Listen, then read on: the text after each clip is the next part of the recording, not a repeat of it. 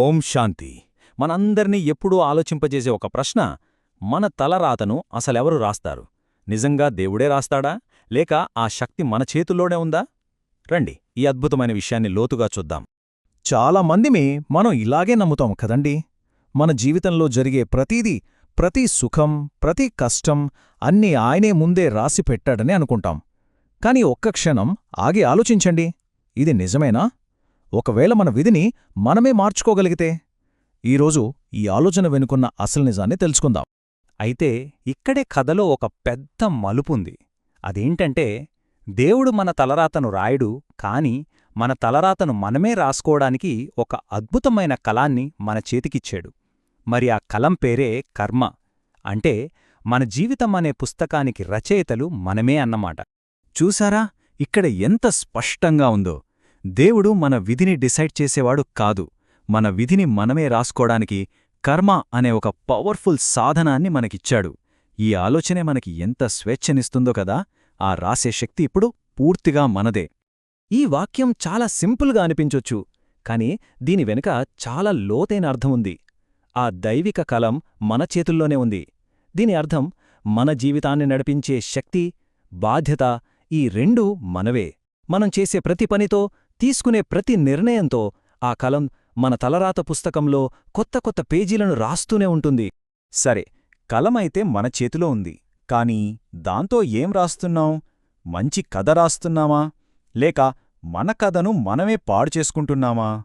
ఇప్పుడు మన పనులు, అంటే మన కర్మలు, మన విధిని ఎలా మారుస్తాయో చూద్దాం. ఇక్కడ చూడండి, ఇది చాలా సింపుల్, లెక్కలాంటిది. సుకర్మ అంటే మంచి పనులు, ప్రేమ, దయతో రాస్తే మన తలరాత ఒక అద్భుతమైన కథగా మారుతుంది. అదే పాపకర్మ అంటే స్వార్థం, చెడు పనులతో రాస్తే మన భవిష్యత్తు చీకటిగా తయారవుతుంది. ఇది చాలా simple cause and effect formula. అయితే ఇక్కడ మీలో చాలామందికి ఒక ప్రశ్న రావచ్చు, మన కర్మలే అంతా నిర్ణయిస్తే మరి దేవుడి పాత్ర ఏంటి? అంత శక్తి ఉన్న ఆయన మన కష్టాల్లో ఎందుకు జోక్యం చేసుకోడు? ఇప్పుడు దేవుడి పాత్ర జోక్యం చేసుకోవడం కాదని, ఒక నిష్పక్షపాతమైన సిస్టమ్ను సృష్టించడం అని తెలుసుకుందాం. ఒకసారి లాజికల్గా ఆలోచిద్దాం. నిజంగానే ప్రేమమయుడైన దేవుడే అందరి తలరాతను రాసి ఉంటే మరీ లోకంలో ఇంత తేడా ఎందుకుంది? కొంతమందికి సుఖం, ఇంకొంతమందికి కష్టం. ప్రేమగల తండ్రి తన బిడ్డకు కష్టాలతో నిండిన జీవితాన్ని ఎందుకు రాస్తాడు? రాయడు కదా! ఈ ప్రశ్నకు సమాధానం దొరికితేనే మనకు అసలు నిజం అర్థమవుతుంది. అందుకే ఈ సిద్ధాంతం ప్రకారం దేవుడి స్వభావాన్ని మనం సరిగ్గా అర్థం చేసుకోవాలి. ఆయన నిష్పక్షపాతి, ఎవరి పట్ల పక్షపాతం చూపని ఒక న్యాయమూర్తిలాంటివాడు. ఆయన నియమబద్ధుడు, అంటే ఈ విశ్వం నడవడానికి కొన్ని రూల్స్ పెట్టాడు, అంతే.